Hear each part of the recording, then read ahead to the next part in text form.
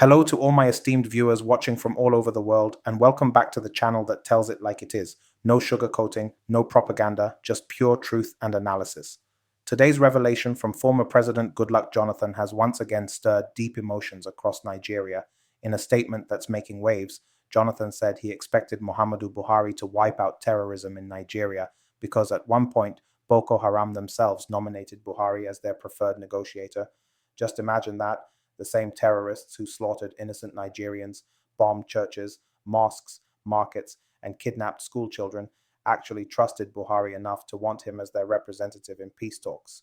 That statement alone says a lot about Nigeria's complex and troubling history with terrorism.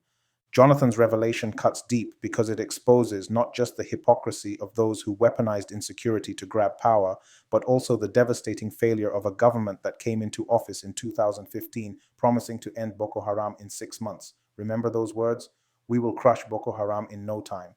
Yet, 8 years later, insecurity became even worse. Bandits took over highways, herdsmen massacres became weekly news, and kidnapping for ransom turned into an entire industry. So the question now is, why didn't Buhari, the so-called Messiah, deliver on his loud promises? The irony here is painful. Jonathan was insulted, mocked, and labeled weak while he faced one of the deadliest insurgencies in Africa's history. But years later, the man whose supposed military background was meant to end terrorism only made it multiply. And that's why this revelation hits differently, because it forces us to ask, what really went wrong? Was the war on terror truly about saving lives? Or was it a political tool for power-hungry elites who used bloodshed as a ladder to Aso Rock?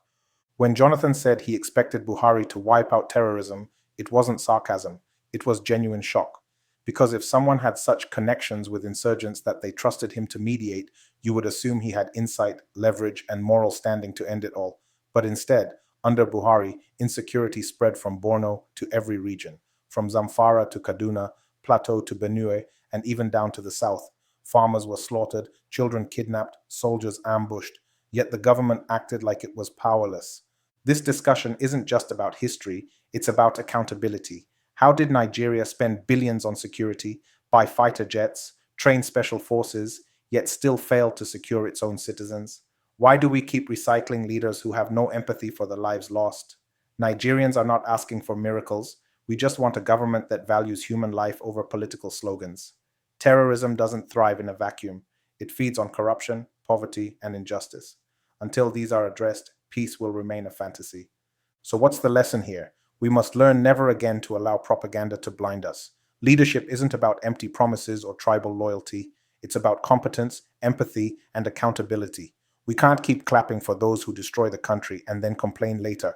Every Nigerian has a role to play, from holding leaders accountable to voting based on character, not tribe or religion. It's time to wake up, because if we keep repeating the same mistakes, we'll keep getting the same painful results. My dear viewers, what are your thoughts on Jonathan's revelation? Do you think Buhari deliberately failed to act against Boko Haram, or was he just overwhelmed by the system he inherited? Drop your thoughts in the comment section because your voice matters. Don't forget to like this video, share it widely so more Nigerians can hear the truth, and subscribe to the channel for more bold and truth-centered content that puts Nigeria first. Thank you for watching, and I hope to see you in the next video.